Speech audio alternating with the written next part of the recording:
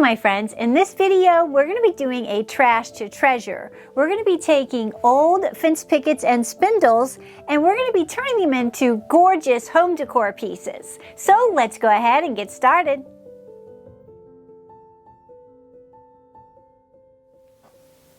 Now, I am so excited for this DIY project because I've been thinking about it for probably months actually, since I got the fence pickets off of the curb of my neighbor's home. And what I've done is I've taken them and I've cut them down. Now, this all depends on what size you want to make, but for my size, I've got 2 pieces at 19 inches. I've got 2 pieces at 10 inches. I've also got 2 pieces at 8.5 inches, and then I have 3 pieces at 17 3/4. I also have this beautiful spindle, which is actually, I believe it's a stairwell, not a stairwell, what am I talking about? A banister. And it looked like this before I cut it down, and I got this off of the curb, oh my gosh, probably maybe 5 years ago. Yikes, 5 years ago. Anyway, I've just been saving it for the perfect project. So I cut the ends off and we're going to save these for later. And anyway, we'll set those aside. And this measures, let me see, I think this is 20 inches. Let me look. Yeah, this is 20 inches. So now what we're going to do is we're going to take and put together what we're building is a box. And to do that, I'm going to start out with some wood glue. I'm going to let that dry, and then I'm going to come in with some like kind of finishing nails and add that for more strength. Now, I do have a nail gun, but I'm a little intimidated by it, if I must be honest. I haven't practiced with it enough, so we won't be breaking that out. Plus, I want to make it accessible, the craft accessible for everyone. And everyone can go and buy a hammer and nails and some wood glue. So, let's go ahead and get to building our project.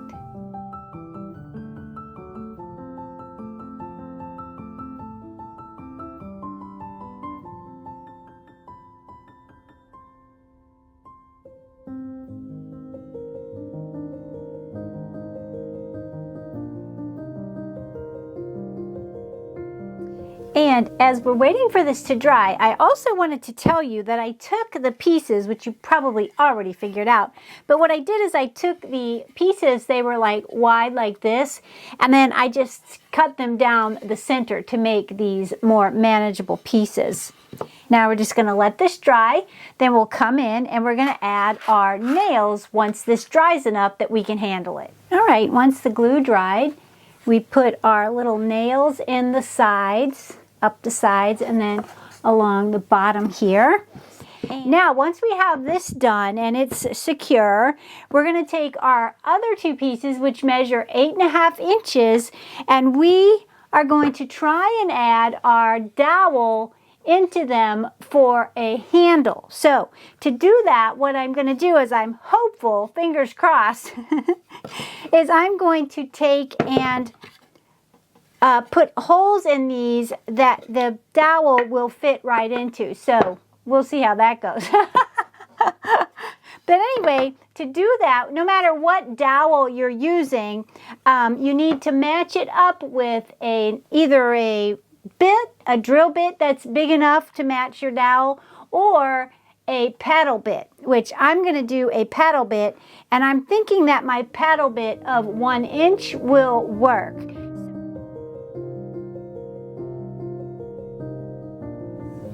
Now we have our pieces done, and we're going to insert our spindle. And I took mine out and just rounded the edges and smoothed the top out just a little bit, just to kind of finish it a tiny bit.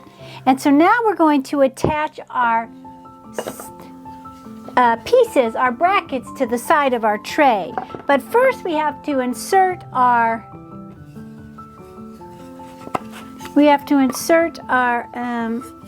spindle into our wood brackets. So let's do that. Perfect. We've got those in. And I think I'm going to add maybe just a touch of a little bit of glue on them before we move forward. So let's go ahead and do that. All right. And then once we've glued our spindle into the center, we're going to find, into our brackets, we're going to find the center of our end board. So let's go ahead and do that while this is gluing. And it doesn't really have to be perfect because it's going to be glued and nailed, so it's going to be very secure. But let's find the center here. Okay. All right, so now I'm going to put some glue on the inside, put them together, and then we'll nail them in place. And now we have our box together and it's glued and dried. And look at how cute that is. Do you not love it? I love the little spindle handle, but I think what I'm going to do is I'm going to add a stencil right across here. All right, we'll use this brick here, and we're just going to put it down on that like that. And then I'm going to get a stencil. Now, I'm going to use this stencil here. This is one of my favorite stencils, and it's like farm fresh. And I've used it so much. I love this stencil. Now, I don't know what I should put. Farmer's Market across here? Or should I put like numbers? I don't know. I'm thinking like doing Farmer's Market.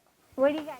All right, my crafty friends, what did you think of this DIY? Do you not love the rustic look? I think this box looks like it's been this way, right? That's what I love about using old wood and recycling it. So you have to do that. And it saves it from going in the landfill. And also we put that beautiful spindle, or the baluster as they're called, to good use. I think it turned out beautiful and I can't wait to put my herbs in it. What do you guys think? You think you'll make one? I hope so. Well, now we're going to continue on to our next DIY, where we're going to take the other parts of our baluster and put those to good use as well.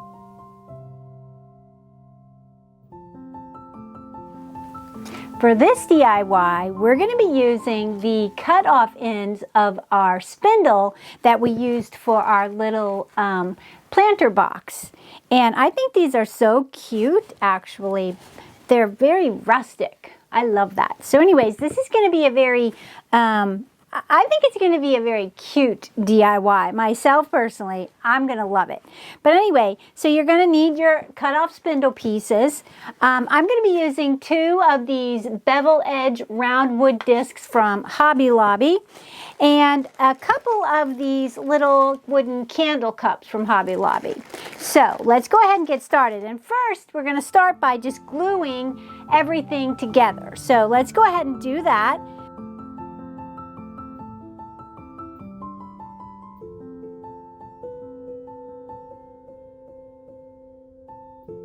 Clean up our glue. Does anyone else use your apron as a towel? I hope I'm not the only one. I remember when I was little, and from kindergarten actually, I loved art. I was just totally fascinated with it. And we used to have these smock shirts. Do you guys remember having the smock shirts with the snap buttons? And they had 2 little pockets. I'll see if I can find a picture of me in it, and I'll put it up here somewhere. But it was so much fun. I loved wearing my smock so much during art class that I would wear it when I got home. I don't know what I was doing. I was just doing kid things, but you know, just in case I needed my smock on, I was wearing it. I loved it. I was like a little old lady before my time, I think. Anyway, so now we're going to let these dry. But I think what I'm going to do while those are drying, because since they're sitting upright, we don't have to worry about this. But let's see, can you guys see?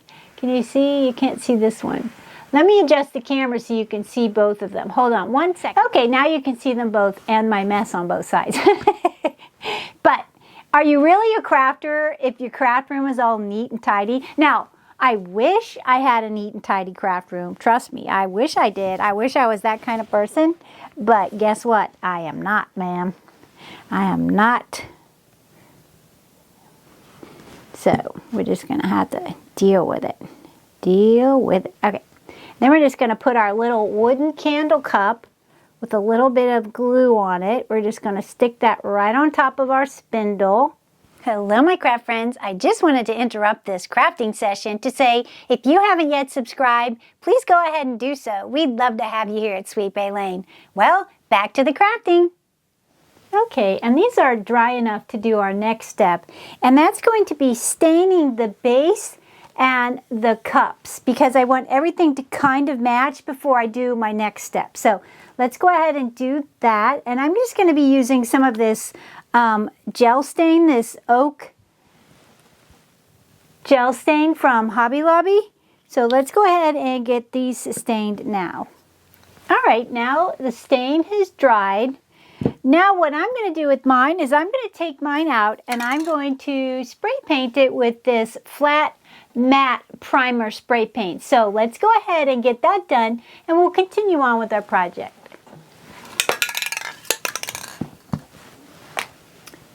Now we have them painted white.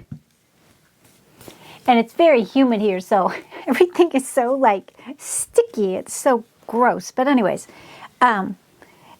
now they're dry at least. And now what we're going to do is I'm going to add, I was going to just distress them and leave them white. What do you guys think about that idea? But then I had an idea, and I want to use these blue and white napkins, and I'm going to put them on the base of my candlesticks. So let's do that. All right, we have our napkins pulled apart and we have all the layers off. So I'm going to start with the big one first, and we're just going to cover the whole base part up to this round part with Mod Podge, and then we're going to stick our napkin on. Actually, I probably should do it piece by piece instead of the whole thing, because then it will. So let's go ahead and do that. We have our Mod Podge.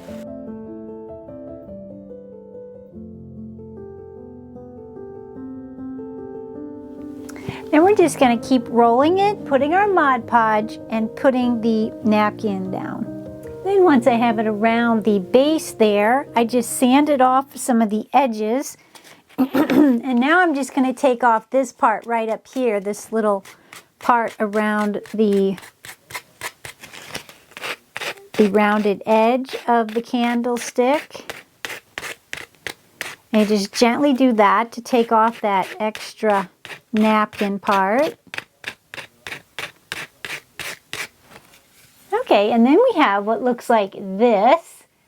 So now what we're going to do is we're going to do this one as well. So let's get that done. All right, so now we have what looks like this. Now what I'm going to do is I'm going to take mine and I'm going to distress the candle part itself and the base, but I'm going to do that outside because it's going to get really dusty. So I'll do that and then I'll bring them back in and show you the results. And then what we're going to do, once we have them sanded, I'm going to put another coat of Mod Podge on my napkin, and then I'm going to let that dry completely, take it out and give it 2 good coats, take them out and give them 2 good coats of a satin clear enamel spray. So let's go ahead and get done with the sanding. Then we'll continue on with the Mod Podge of the napkins, the top coat, and then we'll take them out and we will spray them. All right, my friends, what did you think of this DIY? I think we really put the ends of that baluster to good use, don't you think so? Now, I made 2 sets of these because I wanted to make sure the project was going to work out. I made a set for myself out of another baluster that I found on the curb, and this set I'm going to put in my shop for sale, so if any of you are interested in that beautiful blue and white pattern, they'll be there for you. I'll have the link down below. Now we're going to continue on, and we're going to be using the little bits and pieces of the old fence picket and turning those into some gorgeous little pieces. Now for this scrap wood DIY, we're just going to be using these 2 pieces of scrap wood that I turned into little tags. I think they're so cute. But this is going to be super, super simple. And you can do this any way you want. You can do whatever you want with them. But I'm going to take this cute little stencil here with the little chickens on it, and I'm going to stencil my pieces. Now, this stencil is from Folk Art, and I got it from Hobby Lobby. It actually was in their clearance section, but I'll look for it and see if I can find it online for you guys in case you're interested, because it is a super, super cute little stencil. And it also comes with the little chickens and chicks, and then it also comes with this like a chicken wire pattern, which I think is so cute. So let's set this aside here, and we're going to first start by putting down our chicken wire. Yeah, let's do it in this. We'll do it in an off-white. It's this parchment, matte parchment by Folk Art.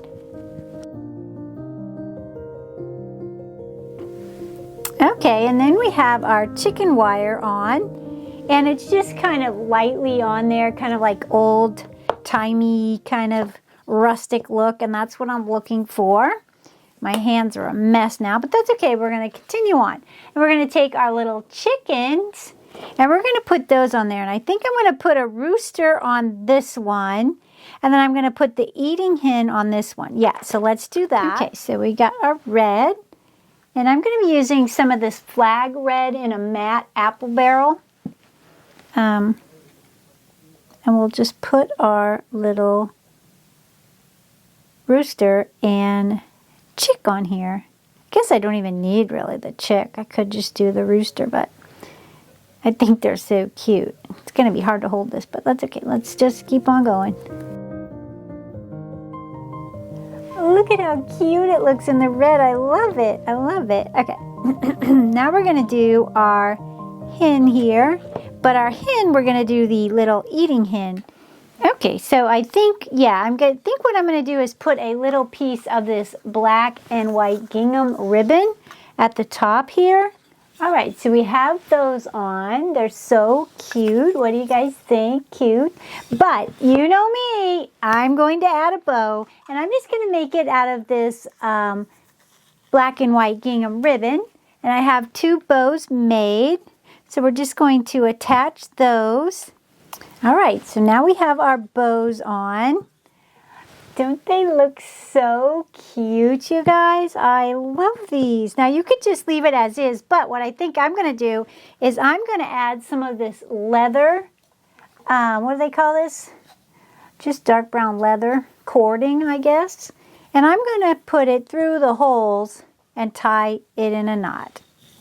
And then I think we'll be done. So let's go ahead and do that now.